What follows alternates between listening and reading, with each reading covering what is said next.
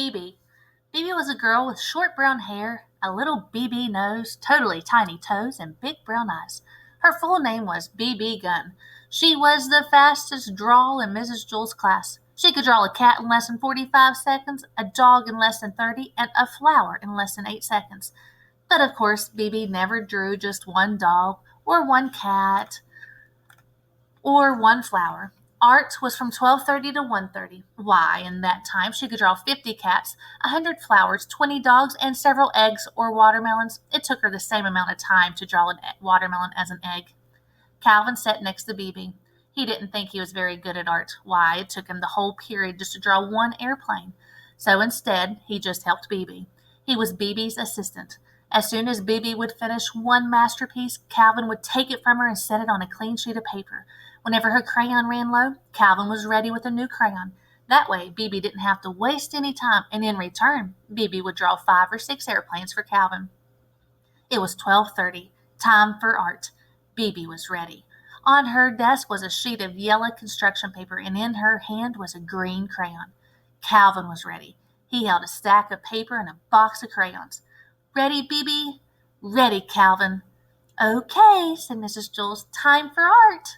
She had hardly finished her sentence when Bebe had already drawn a picture of a leaf. Calvin took it from her and put another piece of paper down. Red, called Bebe. Calvin gave Bebe the red crayon. Blue, he gave her a blue crayon.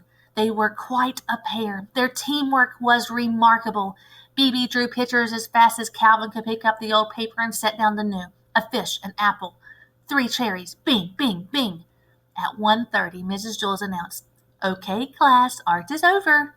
Bebe dropped her crayon and fell over on her desk. Calvin sighed and leaned back in his chair. He could hardly move. They had broken their old record.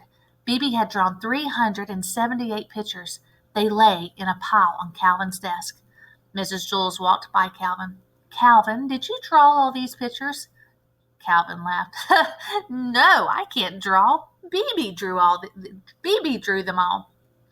Well, then, what did you draw? Asked Miss Jules. I didn't draw anything, said Calvin. Why not? Don't you like art? Asked Miss Jules. I love art. That's why I didn't draw anything. Mrs. Jules didn't understand. It would have taken me the whole period just to draw one picture, Calvin said, and Bebe would have only been able to draw 100 pictures. But with the two of us working together, she was able to draw 378 pictures. That's a lot more art. Bebe and Calvin shook hands.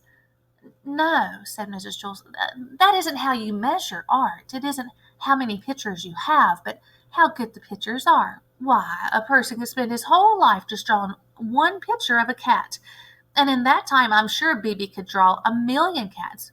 2,000,000, said Bebe. Mrs. Jules continued, but if that one picture is better than each of Bebe's 2,000,000, then that person has produced more art than Bebe. Bebe looked as if she was going to cry. She picked up all the pictures from Calvin's desk and threw them in the garbage, and then she ran from the room. I thought her pictures were good, said Calvin. He reached into the garbage pail and took out a crumpled-up picture of an airplane. Bebe walked outside into the playground. Louis, the art teacher, spotted her. Where are you going? He asked. I'm going home to draw a picture of a cat, said Bebe. Will you bring it to school and show it to me tomorrow? Louis asked.